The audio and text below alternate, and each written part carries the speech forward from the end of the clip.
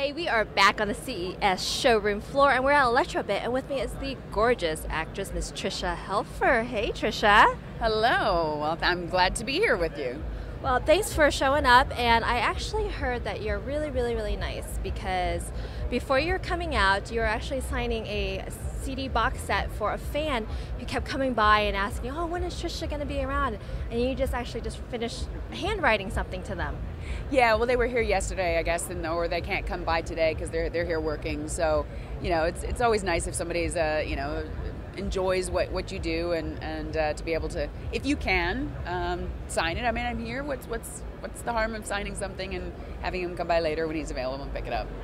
So sweet, and they always say Canadians are so nice, and here's an example right here. So I want to talk to you about your relationship with ELEKROBIT. How did you form the relationship, and what exactly are you doing? Well, I actually, I'm here working with them. It's really exciting for me to see. I mean, I have a 2005 car that doesn't have any of this new technology, so to just actually kind of get informed about ELEKROBIT and what they do and kind of the innovations and the technology that they're developing, the software that they're developing, it's fascinating to me. So even just walking around, and I've been around, was over at the Ford stage. We were at Mercedes earlier and at Audi, and looking at some of the concept cars that Q and X were doing. It's just been fascinating looking at the driver assist technology and the navigation and everything. I'm just flabbergasted, so to speak. So really, I've just been getting to know what ELEKROBIT is doing and with their partners. So not only are you gorgeous, successful actress and everything else is under the sun, but you also race. Is that right? Well, I'm a racer. No, I was. I don't know any racers that look like this. I don't know about you, but this is pretty hot. I can't even say it's hobby racing because I don't actually do it on my own time too much. But I was fortunate enough last year in 2014 to partake in 2 pro celebrity races. One, the Toyota Long Beach Grand Prix. Pro celebrity race in April, and then in September I did the Irwindale Speedway race, stock car racing for Wounded Warrior, benefiting Wounded Warrior Project. So I got to train for about 8 or 9 different weekends throughout the year, and of course a road race and then a half-mile oval track as well. So 2 different style of racing. So it was a lot of fun, and I definitely fancy myself, a racer.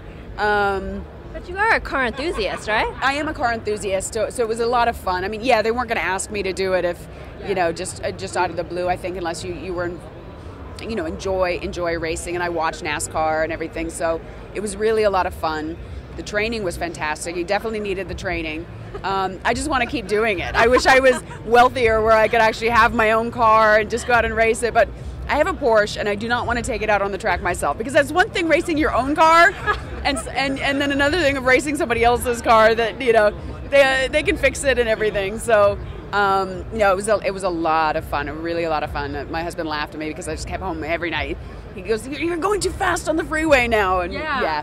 I was going to ask you about now, driving on regular streets. That's got to be really hard. Like when you put, pedal to the metal, and all of a sudden you go, "Oh yeah, I got police around," Yeah, when we were training for the Long Beach one, the trainers would say every time we left Willow Springs, they would say, "Okay, you guys, you're now going on the roads again. Do not pretend you're racing. Remember, you have to abide by the laws."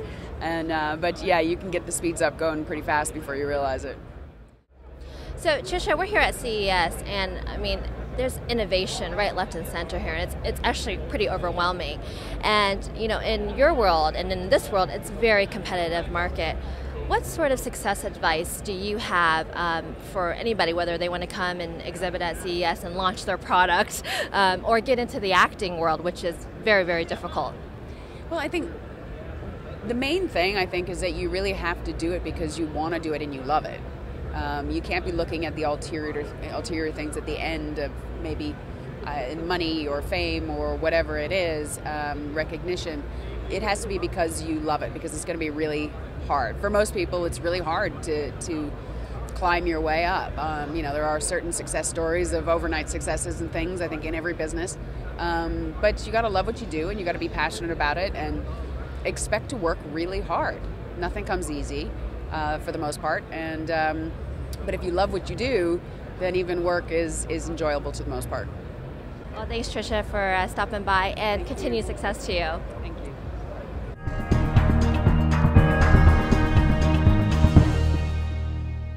I feel like I need a chair to stand on. How tall are you? I'm 5'10 and a half, 5'11", but I got a little heels on, so I'm probably about 6'1" or 6. Yeah, probably about 6'1" right now. And this is why being a host is easier for me, because there's no way I could go after modeling or anything like that. I don't have the height. You got to fit into the clothes. That's yeah. They make it kind of one particular size. No petite sizes, right? It's like no petite sizes. You got to be really tall.